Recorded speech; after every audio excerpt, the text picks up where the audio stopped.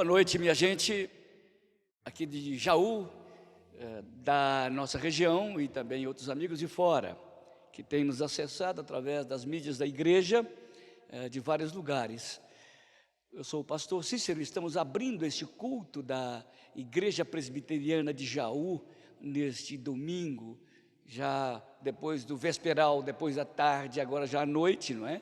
No inverno, a noite chega muito cedo, então cuidado com o inverno, ok? Nós vamos abrir o nosso encontro espiritual, como sempre fazemos, e nós fazemos abertura, oramos e trazemos a igreja aos pés do Senhor, e a gente começa aquele momento, então, de adoração. Então, eu gostaria de começar este momento de adoração, lendo o Salmo 42, Salmo do grande poeta de Israel e da família dos filhos de Corá. Como suspira a corça pelas correntes das águas, assim por ti, ó Deus, suspira a minha alma. A minha alma tem sede de Deus, do Deus vivo. Quando irei e me verei perante a face de Deus? As minhas lágrimas têm sido o meu alimento dia e noite, enquanto me dizem continuamente: o teu Deus, onde está? Lembro-me dessas coisas, dentre mim se me derrama a alma, como passava eu com uma multidão do povo, e os levava em procissão à casa de Deus, entre gritos de alegria e multidão em festa. Por que estás abatido, a minha alma? Por que te perturbas dentro de mim? Espera em Deus, pois ainda eu o louvarei, a Ele meu auxílio e Deus meu. Sinto abatida dentro de mim a minha alma e lembro-me, portanto, de ti, nas terras do Jordão, no monte de Hermon, no outeiro de Mizar. Um abismo chama o outro abismo ao fragor das suas catadupas. Todas as suas ondas e vagas passaram sobre mim. Contudo, o Senhor durante o dia me concede a sua misericórdia, e à noite comigo está o seu cântico, um hino ao Deus da minha vida. Digo a Deus, a minha rocha: por que te olvidaste de mim? Por que hei de andar eu lamentando e chorando sobre a opressão dos inimigos? Esmigalam-se meus ossos quando os meus adversários me insultam, dizendo: o teu Deus, onde está? Por que estás abatido, a minha alma? Por que te perturba dentro de mim? Espera em Deus, pois ainda o louvarei, a Ele meu auxílio e Deus meu. Pai, nós estamos diante desta poesia antiquíssima, muito velha, muito antiga, e que falava da alma de um homem que se sentia minimizado pelos adversários, não por ele mesmo, porque o teu nome, Deus, estava em jogo na vida deste poeta, e os pagãos diziam: você não crê no Deus vivo que vocês falam? Onde está o seu Deus? Olha a vida que você está levando, olha a desgraça que você está vivendo. Deus, esse homem estava vivendo assim, e quem sabe, Pai, isso também não seja parte ou tudo que temos vivido hoje, nestes últimos tempos. Mas queremos fazer uma afirmação de fé, como esse salmista, que dizia: ainda o louvarei.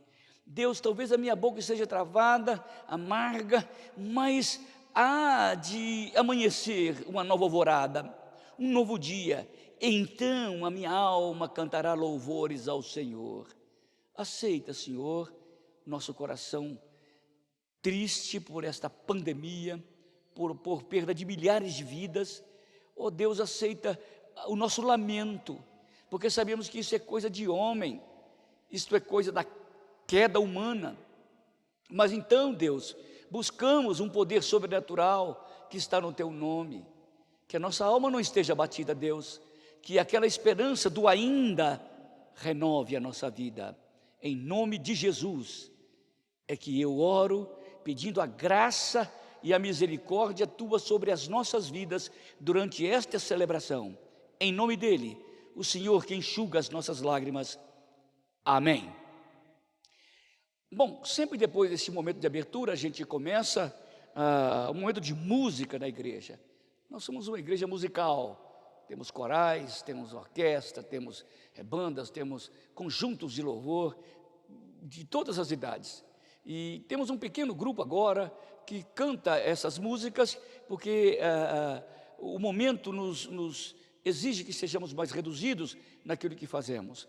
Mas quem sabe quando passar essa pandemia, você pode vir aqui em Jaú, se você morar em Jaú, ou perto, ou longe, subir na rua da Quintino Bocaiúva e vir às 19h30 num culto de adoração ao Senhor. Então vamos louvar a Deus. Esse é um momento em que a nossa alma pode se derramar diante de Deus, como cera quente, ela se derrame diante do Senhor e haja graça sobre graça de Deus sobre a nossa vida. Vamos adorar ao Senhor então, nesta hora.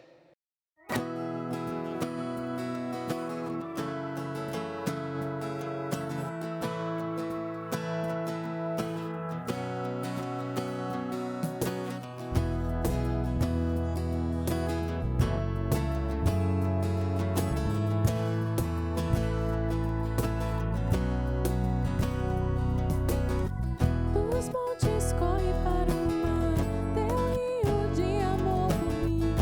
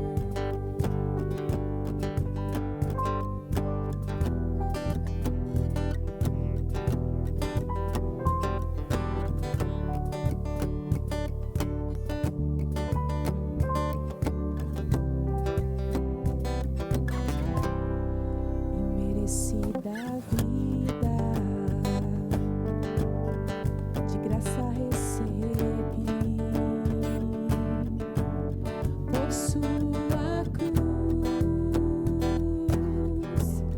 da morte me livrou, trouxe minha vida. Eu estava condenado, mas agora pela cruz eu fui reconciliado.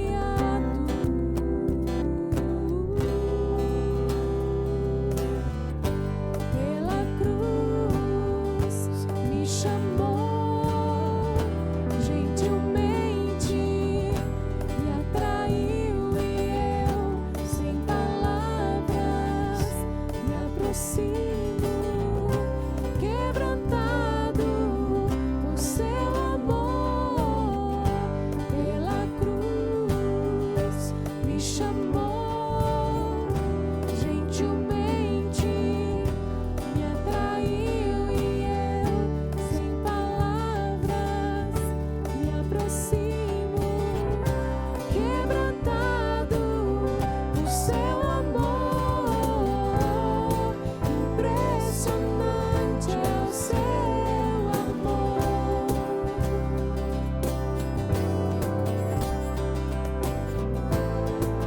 Me redimiu e me mostrou o quanto é fiel.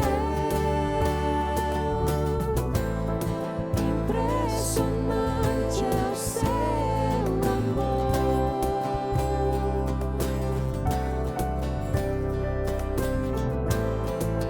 Me redimiu e me mostrou o quanto é fiel. Pela cruz me chamou gentilmente, me atraiu e eu, sem palavras, me aproximo, quebrantado por seu amor. Pela cruz me chamou gentilmente, me atraiu e eu, sem palavras, me aproximo, quebrantado por seu amor. Ô, gente, agora estamos falando para os membros da igreja. Nossa igreja continua em pé, trabalhando, e você pode continuar contribuindo como está fazendo agora. Se você não contribui, poderá começar agora você, membro dessa igreja. Olha aí o telefone que estamos colocando, o telefone fixo, as mídias de comunicação, onde você pode entrar em contato conosco. Entre em contato conosco. Você que é da igreja, está acostumado a fazer isso, olha o número aí, alguém vai te atender. E vai pegar aí na sua casa, e você vai trazer aqui para a gente, para a igreja, e a igreja vai continuar a fazer esse grande movimento social e espiritual para você. Contribua. Deus ama ao que dá com alegria, tá bom? Deus te abençoe. Muito bem, nós terminamos de ler o Salmo 42, logo no começo da celebração, a gente já cantou, e o pastor já falou sobre nosso ofertório. Os presbiterianos têm um modo muito deles, muito típico para ofertas. Eu espero que você que esteja me ouvindo, que não seja da igreja, entenda o que nós fazemos aqui entre nós. Mas eu queria ler com vocês, ainda no livro dos Salmos, para a nossa meditação desta noite, no Salmo 56, versículo 8, é uma expressão extraordinária que o salmista diz quando ele também está em profunda tristeza, quando ele está sendo acossado pelos homens, com forte perseguição. E ele diz assim, o grande poeta de Israel: contaste os meus passos quando sofri perseguição, recolheste as minhas lágrimas no teu odre, não estão elas inscritas no teu livro? Recolheste as minhas lágrimas em teu odre, não estão elas escritas ou inscritas no teu livro?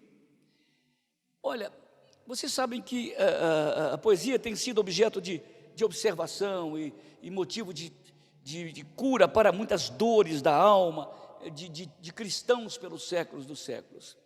É interessante notar nesse versículo 8 como Deus trata, o salmista trata Deus com tanta sensibilidade.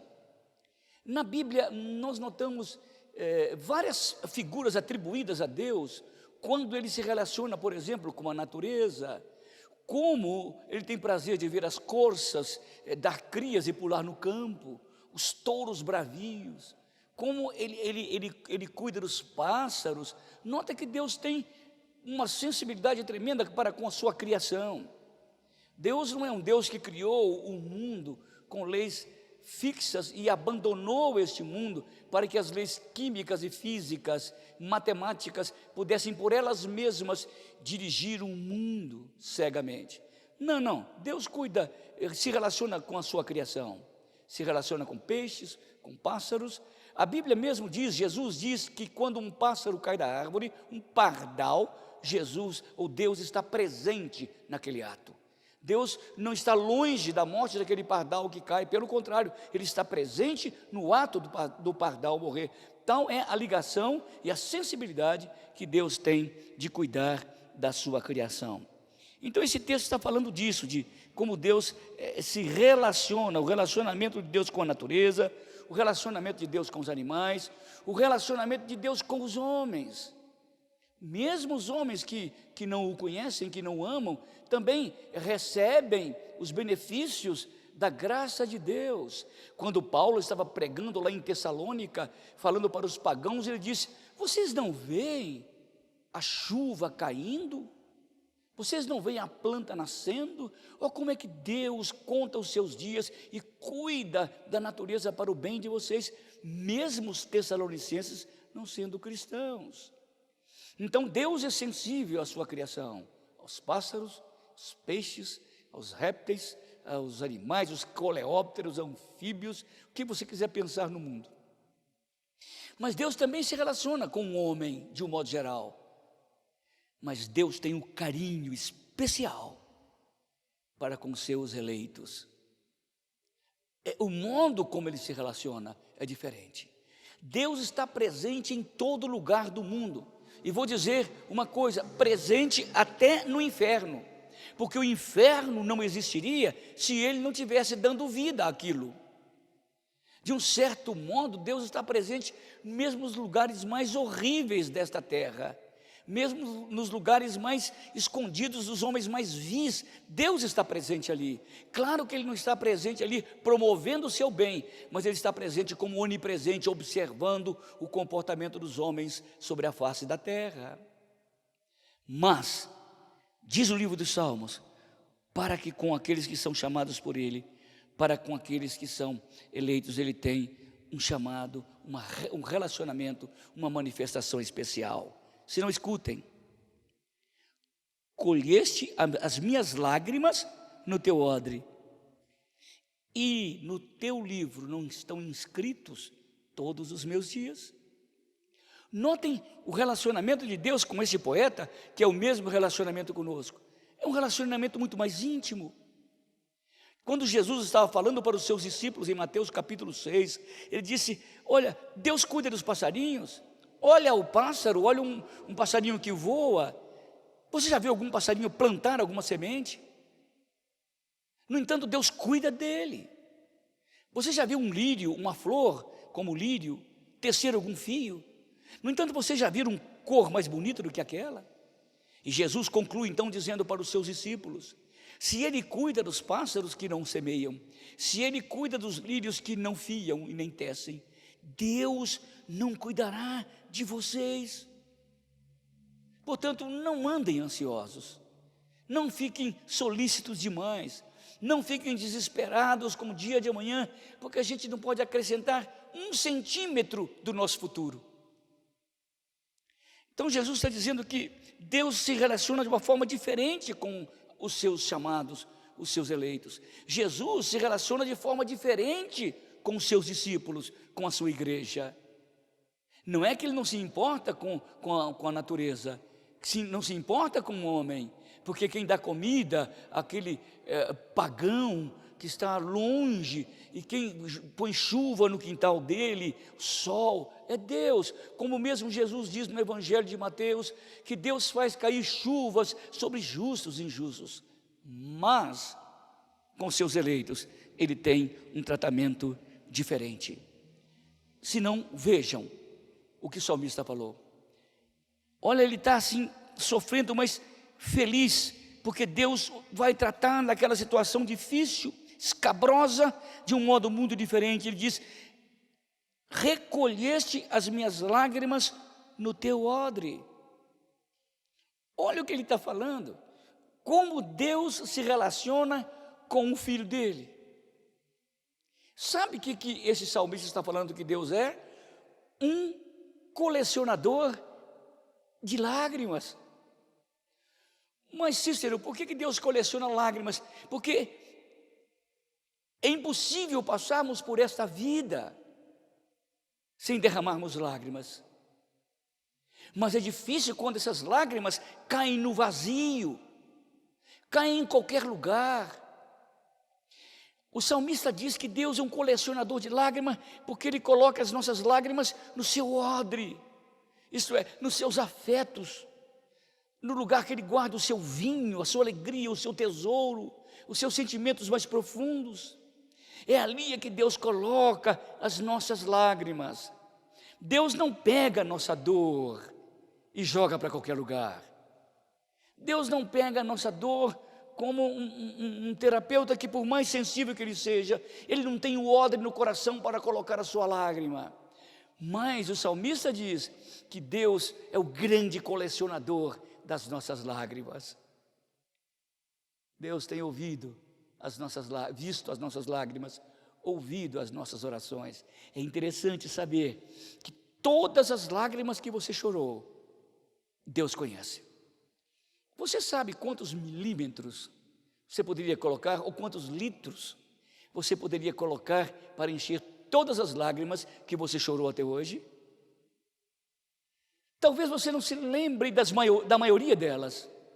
Talvez elas nem façam tantas diferenças para você agora, mas para Deus não. Ele nunca perdeu uma de suas lágrimas.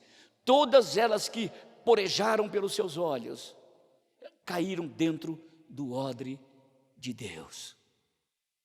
Olha como é interessante quando a gente chora. Por isso que Jesus diz: bem-aventurados aqueles que choram, porque esses serão consolados. Não é um choro qualquer, é um choro espiritual, um choro divino, um choro da alma. Como dizia o salmista lá naquele salmo que lemos no começo: as minhas lágrimas têm sido o meu alimento. Por que ele está falando isso? Porque a lágrima descia sobre os seus olhos e descia na sua boca, e ele alimentava daquela lágrima. Sabe o que Deus faz? Quando aquela lágrima cai dentro de você, ela se perde, mas antes de cair na sua boca e você se alimentar da sua dor, ela cai num odre divino.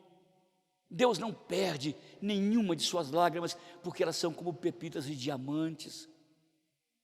Não é que Deus é sádico, não é que Deus tem prazer nas lágrimas dos seus filhos, mas Ele sabe que eles vão chorar, e não vão chorar pouco. Muitos deles choram pelos filhos perdidos, pelo marido que não voltou, pela mulher que não cumpriu o seu voto de fidelidade. Muitos choram porque foram traídos pelos seus líderes espirituais, pelos seus irmãos da igreja. Muitos choram pelas suas dores pessoais, porque vê limitações terríveis, e ele gostaria de ser muito melhor e não é, ela gostaria de ser muito melhor e não é, então chora, mas essas lágrimas não vão cair na poeira antes de cair no odre de Deus, não vão cair nos seus lenços antes de cair no odre de Deus. O salmista diz: ó Senhor, eu estou passando por situações caóticas, dificílimas, eu tenho chorado muito, mas eu sei que as minhas lágrimas não têm sido em vão. Ele tem recolhido as suas lágrimas no odre da sua graça e no odre divino. Então veja como que Deus trata os seus eleitos, como Deus trata os seus filhos com compaixão. Ele conta cada uma delas por causa da sua compaixão. Eu poderia perguntar, onde é este odre, Cícero? Na memória eterna de Deus. Só há uma coisa que Deus apaga da sua memória, usando a linguagem metafórica. Ele apaga os nossos pecados, por causa do sangue de Jesus. Mas Ele não apaga as nossas lágrimas, porque elas fazem parte da nossa experiência de santificação, da nossa experiência da busca mais intensa e profunda ao Senhor. Quais são os momentos, sejamos honestos, que mais aprendemos na vida? Quando sorrimos ou quando choramos? Quando abrimos os nossos lábios em alegria ou quando derramamos as nossas lágrimas como tristeza? Há um ditado popular que eu acho horrível, machista, sul-americano, que diz: o homem que é homem não chora. Eu acho isso uma exacerbação de uma tolice inconcebível. Notem em João capítulo 11, quando Jesus vai ressuscitar Lázaro. Ele sabia que Lázaro tinha morrido, e ele já havia dito aos seus discípulos, antes de chegar em Betânia, que ele ia ressuscitá-lo. Então não há nenhum problema em saber que Jesus ia ressuscitá-lo. Ele ia mesmo. Mas mesmo sabendo que ia ressuscitá-lo, quando ele chega diante do túmulo de Lázaro, há um versículo na Bíblia imenso, João 11:35, Jesus chorou. Cícero, mas ele sabia que ia ressuscitar Lázaro, para que chorar? Porque o choro faz parte da vida humana, o choro faz parte da limitação da vida humana, porque ele sabia que Lázaro ia ressuscitar, mas ia morrer de novo, e se de novo precisasse, ele viria do céu, ressuscitado, e choraria pela morte, porque Jesus sabe que muitas vezes a nossa vida tem sido uma cachoeira de lágrimas, e muitas pessoas não entendem, não compreendem o choro de uma mãe, ou um choro de uma esposa, ou de um marido, um choro de um cristão, de um pastor que chora pelas ovelhas, da ovelha que lamenta pela queda de um pastor. São coisas que a gente não entende, porque elas borbulham nas emoções mais profundas do ser humano, mas no coração de Deus não. Essas lágrimas são colhidas, e Ele dá nome a cada uma delas. Quando Jesus chorou, Ele chorou porque o homem chora. Jesus chorou na Bíblia pelo menos 3 vezes, sobre Jerusalém, diante de Lázaro, e lá no capítulo 5 de Hebreus, versículo 7, diz que no dia da sua carne, Ele derramou lágrimas. Mas a lágrima de Jesus ali no túmulo de Lázaro, era uma lágrima diferente. Quando diz que Ele chorou, o choro ali não era uma coisa contida, era como se fosse um urro, um uivo de um lobo solitário, abandonado na floresta. Esse é o sentido do choro. Lá em Jerusalém ele só soluça, lá no Getsêmani ele só geme, ali não, ele grita de dor e chora. Mas Deus colecionou aquela lágrima do Filho, porque essa lágrima faz parte da história da salvação. Deus coleciona as nossas lágrimas, porque elas fazem parte da história da nossa santificação. Isso para Deus não é pouca coisa, não é de só menos importância. E o salmista está sendo consolado por esta poesia, dizendo: não tem ele pensado, colhido as minhas lágrimas e colocadas no seu odre? Então, a grande alegria do salmista é que Deus não jogava as suas lágrimas em qualquer lugar, não jogava num monte de lixo. Pelo contrário, eles eram lágrimas preciosas para Deus. Mas notem bem, eu disse que o relacionamento de Deus com os seus é diferente do relacionamento de Deus com os outros. a particularidade, a sensibilidade com que Deus trata os seus filhos. E o salmista diz, ele faz isso porque ele é um colecionador de lágrimas. Mas diz mais, olha o que ele diz: não estão escritos nos teus livros todos os meus dias? Deus não é apenas um colecionador de lágrimas, o Senhor também se torna o maior biografista da história humana. Ele se torna o escrivão da nossa história.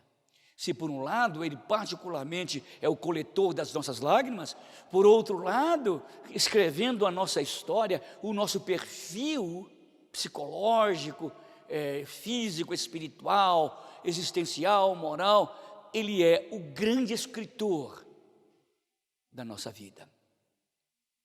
É interessante como Deus trata particularmente os seus filhos, não só quando eles choram, mas também quando eles vivem. Ele não é só um colecionador de lágrimas, ele é um escrivão da nossa história, um escritor da nossa vida, um biógrafo, um biografista da nossa existência. Ele coleciona as lágrimas, ele também escreve os nossos dias no seu livro. O salmista estava muito seguro, sofrendo, doendo na carne, mas ele dizia: Deus está me vendo de uma forma muito íntima, muito particular nesta hora de dor e de sofrimento. Se vocês quiserem, depois leiam o Salmo 56 de um modo geral e vocês vão ver como ele estava sofrendo, mas como ele estava consolado na dor, sabendo que Deus estava colecionando as suas lágrimas. Mais do que isso, aquela história daquele dia que ele estava escrevendo esta poesia, essas 24 horas não foram jogadas no abismo da desesperança. Deus estava escrevendo cada palavra, cada ato, cada passo da história deste grande poeta. Há um salmo clássico, o Salmo 139, que os cristãos gostam de ler, gostam muito, e eu gosto demais de ler esse salmo. Nesse salmo ele fala que Deus, ele me conheceu, ainda quando era uma amórula, antes de ser um feto, e ele desenhou todas as células da minha vida, que já morreram, que existem e que existirão. Eu sempre costumo dizer que Deus não trata a história como um bêbado trôpego que não sabe onde vai parar. Deus tem a história humana, mas particularmente a minha história, escrita no seu livro. Quando você está sozinho, em angústia, chorando, ou em aflição, no seu quarto, dobrado de joelhos, ou dentro de um metrô, ou de um ônibus, ou de um carro, e ora, Deus está ali, escrevendo aquelas orações que fazem parte da sua vida.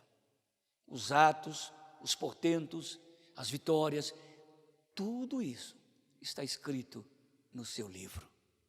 O Salmo 139 diz que Deus não só Ele está presente na nossa vida, mesmo que nós tomemos as asas da alvorada e a gente se detenha nos confins dos mares, Deus estará ali escrevendo o nosso voo. Quando a gente se aprofunda nas angústias mais agudas da alma e mergulha como se fosse nas profundezas do mar, Deus está ali escrevendo aquele momento. Eu não sei se você tem o hábito de escrever diários. Eu tenho um diário muito antigo lá em casa. De vez em quando eu o visito e escrevo algumas páginas ali. Agora, quando eu pego, lá atrás, no começo do meu pastorado, eu fico lendo aquelas histórias que para mim tinham muito significado. Hoje elas não mexem comigo mais, mas com Deus mexe.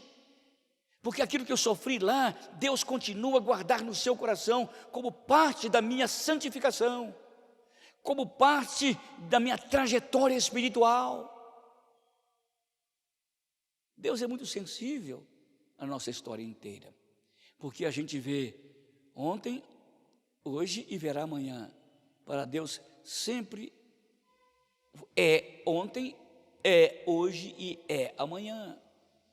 Por isso que ele disse para Moisés: eu sou o que sou, isto é, eu estou onde eu estou, eu sou o que sempre serei. Então, a palavra Yahvé, que a gente fala Yahvé, mas o nome talvez não seja esse mesmo, mas a palavra Yahvé significa isso, aquele que é. Então aquela história que não te dói mais e doeu, para Deus continua a mesma coisa, a fervilhar na sua alma, e Ele escreveu essa história nos anais dos céus. E o salmista, o Salmo 139 diz: no teu livro foram escritos todos os meus dias, escritos e determinados, quando nenhum deles havia ainda existido. Todos os meus dias. Os calvinistas adoram ler este versículo. Falam: olha, está vendo? Mas eu entendo também, como calvinista que sou, essa verdade de que minha história está escrita. Mas atrás dessa história teologal, doutrinária, eu estou vendo a história do sentimento de Deus para com a minha história. Como a história eterna de Deus invade a minha história temporal. Como as penas das canetas divinas eternas escrevem a minha história aqui no tempo. Os meus dias não são jogados no lixo. A minha história, mesmo aquelas partes mais fétidas, não são jogadas no lixo, são jogadas na cruz. Deus tem uma história de salvação que escreveu sobre mim, lá no seu livro eterno. Deus tem uma história de santificação que escreveu lá na eternidade. Este livro é escrito, está todo terminado, e embaixo está assinado o maior biógrafo ou biografista do mundo, o Senhor Jesus Cristo, assinado com o seu sangue na cruz do Calvário. A minha história tem valor, a minha lágrima tem valor, a minha vida tem valor, porque Deus me trata com intimidade e com sensibilidade. É muito legal saber que o Deus cristão é assim, tão pessoal. Ele coleciona todas as minhas lágrimas e escreve todos os dias da minha vida. Aquela visão do Apocalipse, capítulo 5, eu gosto muito daquele texto. João estava lá naquele lugar, onde estava um tempo que era fora do tempo. É um tempo que não era passado, presente e futuro. Ele estava lá. E havia um rolo escrito. E todo mundo estava lá. E se aquele rolo não fosse aberto, a história humana não ia acontecer. E mais particularmente, a história da salvação não se desdobraria. E João olhava para aquele livro fechado, selado, com 7 selos por dentro e por fora. Ninguém podia abrir aquele livro da história humana. Ninguém podia abrir o livro da história da salvação. E nele estava escrito toda a minha história, fechada, hermeticamente fechada, sem chance nenhuma de acontecer na minha vida, na sua vida. E João olhou para o livro e disse: eu não posso abri-lo. E diz o Apocalipse: e eu chorava muito. Veja como as lágrimas estão ligadas ao escrito do livro. E João disse: quem poderá abrir? E eis que ele olha e vê um cordeiro, como havia sido morto. No grego tem esta possibilidade de colocar o passado atualmente, como se estivesse acontecendo no presente. Era assim: o cordeiro como se estivesse morrendo agora. Em português não tem jeito de fazer isso. O é passado, o presente e o futuro. No grego tem o presente perfeito. Como se estivesse morrendo agora. E o cordeiro estava morrendo diante de João. E de repente, quando esse cordeiro morre, ele olha, está um leão. O grande leão da tribo de Judá. Aquele que venceu para abrir o livro. Como o cordeiro, ele morre na cruz e perdoa os pecados. Como o leão, ele ressuscita dos mortos para abrir o livro e dar sentido à história humana, dá sentido à história da salvação. Ele é o cordeiro, ele é o leão, é ele que faz a minha história acontecer com significado, com sentido. Deus trata com sensibilidade, com intimidade a minha vida, quando choro e quando vivo. Eu tenho pena de pessoas que não conhecem esse Deus. e particularmente, não conhecem esse Deus na sua maior simplicidade e maior profundidade, na pessoa do Filho, Jesus Cristo. Será onde vão parar suas lágrimas quando choram sem Jesus? Quando não tem odre para ser colecionado? Como é que passam as folhas da história desse homem sem um sentido eterno? O salmista diz: não estão as minhas lágrimas colhidas no seu odre? E não estão escritos no teu livro a minha vida? Eu tenho um livro escrito dentro do livro da vida. E lá eu tenho um novo nome escrito na glória. Não sei se você experimenta a sensibilidade e a intimidade deste Deus. Agora é o tempo de Deus para a sua vida. Faz sentido quando você chora com Deus. Faz sentido quando você vive com Deus. Ele quer ser o colecionador das suas lágrimas e o biógrafo da sua vida. Que Deus te abençoe, que Deus nos abençoe, que amanhã a gente volte, domingo que vem a gente volte para se alegrar na presença deste grande colecionador de lágrimas, desse grande biógrafo das nossas vidas. Que Deus nos abençoe. Pai Santo, nós estamos extremamente tocados e sensibilizados, porque esta poesia, escrita há mais de 3.000 anos atrás, faz todo sentido para a nossa vida hoje. Permita que conheçamos o Senhor e que o Senhor, por misericórdia, se deixe conhecer. E assim, Pai, a nossa vida tenha sentido de viver, de existir e de morrer.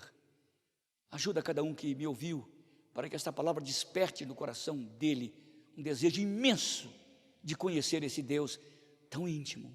E se já conhece, terei ainda intimidades mais profundas com esse Deus. Em nome de Jesus, aquele que derramou o sangue, aquele que escreveu a minha história no livro da vida. Amém. Olha, meu amigo, quero dizer que foi muito legal. Meus irmãos aqui da igreja, meus amigos que me ouviram nesta noite, quero dizer que foi muito legal. Tá bom? E eu encontro vocês semana que vem.